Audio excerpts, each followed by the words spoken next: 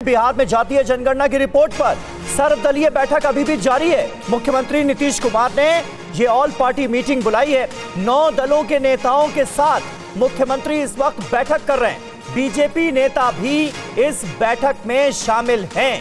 तो बिहार के सीएम और डिप्टी सीएम के साथ इस वक्त 9 अन्य दलों के नेता इस ऑल पार्टी मीटिंग में शामिल है। मीटिंग अभी भी चल रही है। रूपेश कुमार हमारे संवाददाता इस वक्त हमारे साथ मौजूद हैं। रूपेश, मीटिंग के अंदर से क्या खबरें छन छन कर सामने आ रही हैं? क्या हो रहा है? देखिए, पिछले 1.5 घंटे से बैठक चल रही है। मुख्यमंत्री, उप मुख्यमंत्री और तमाम पार्टियों के जो नेता हैं वो अपने तय समय से और 3:30 बजे ठीक बैठक शुरू हो गई है और अभी तक बैठक जारी है और अभी बैठक चलेगी। और भारतीय जनता पार्टी के जो नेता प्रतिपक्ष हैं विजय सिन्हा, उन्होंने मुख्यमंत्री पर जबरदस्त हमला बोला है। और हमला इसलिए कि सिर्फ जाति की रिपोर्ट क्यों सामने आई है, उनके कई सवाल हैं और उन्होंने नीतीश कुमार से कहा है, अपने सवालों का एक लिखित पुलिंदा उनको सौंपा है और कहा है कि इन सवालों को लेकर के मुझे आप संतुष्ट करिए, फिर मैं आगे आपका साथ दूंगा।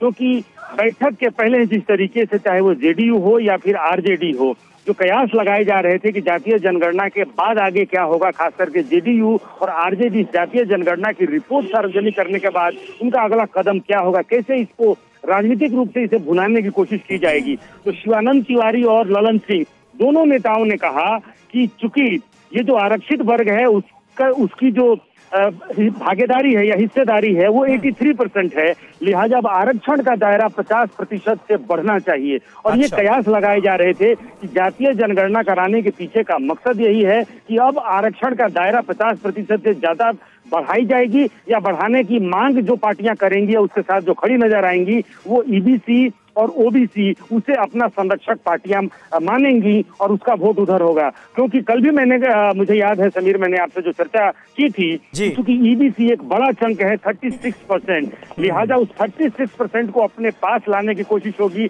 और उसके लिए आरक्षण का दायरा बढ़ाने की ये जो मांग अभी हो रही है उसको मूर्त रूप देने की भी कोशिश होगी। कैबिनेट बिल्कुल बहुत इंपॉर्टेंट है। रूपेश, आप नजर बनाकर रखिए। तो जातीय जनगणना के आंकड़े सामने आने के बाद अब आरक्षण का दायरा बढ़ाने की भी बातें सामने आ रही हैं। ऐसे में ऑल पार्टी मीटिंग में आज क्या होता है, इस पर आगे भी रहेगी हमारी नजर। तो एक तरफ तो पटना में सर्वदलीय बैठक चल रही, तो दूसरी तरफ जाति जनगणना के खिलाफ प्रधानमंत्री ने बड़ा बयान दे दिया है। कांग्रेस कहती है जितनी आबादी उतना हक। प्रधानमंत्री ने कहा देश की सबसे बड़ी आबादी हिंदुओं की है, क्या हिंदू आगे बढ़कर अपना हक ले लें? देश की सबसे बड़ी आबादी गरीबों की है। प्रधानमंत्री मोदी ने विपक्ष पर हल्ला बोला।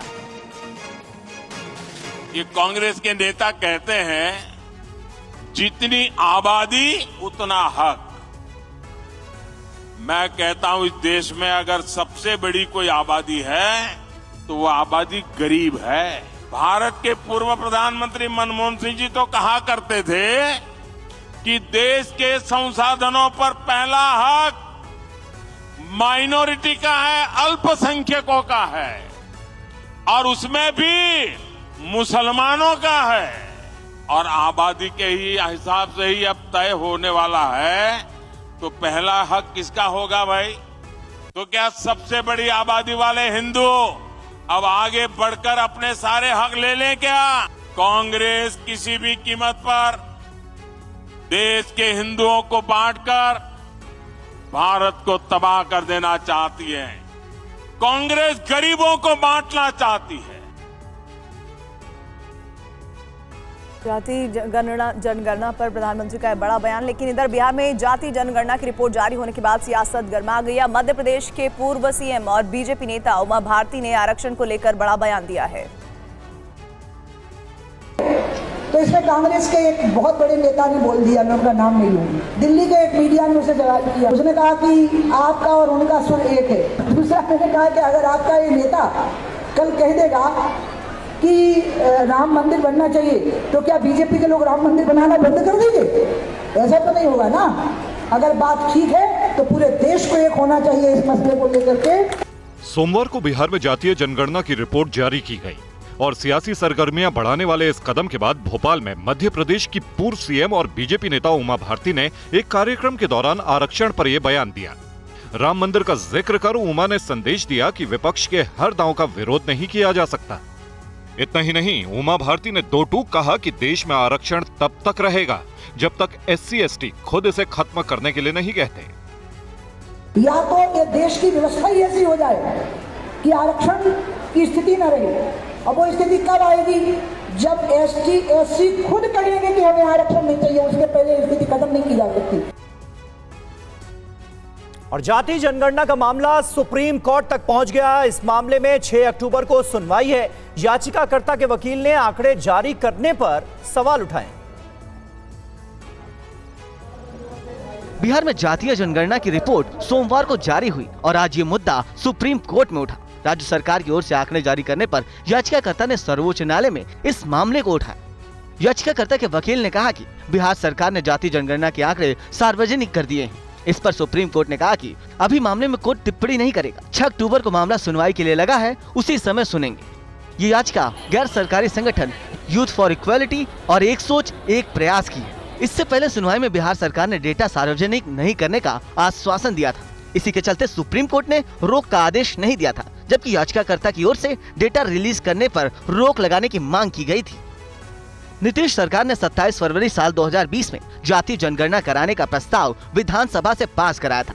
सरकार के इस फैसले को पटना हाईकोर्ट में चुनौती दी गई, लेकिन हाईकोर्ट ने सरकार को जनगणना कराने से रोकने से इनकार कर दिया था। इसके बाद मामला सुप्रीम कोर्ट पहुंचा था। और अब बात नीतीश के सबसे बड़े सहयोगी दल आरजेडी के डिमांड की। शिवानंद तिवारी ने नीतीश को नई मुश्किल में डाल दिया है। उन्होंने आरक्षण का दायरा बढ़ाने की अब मांग कर दी है।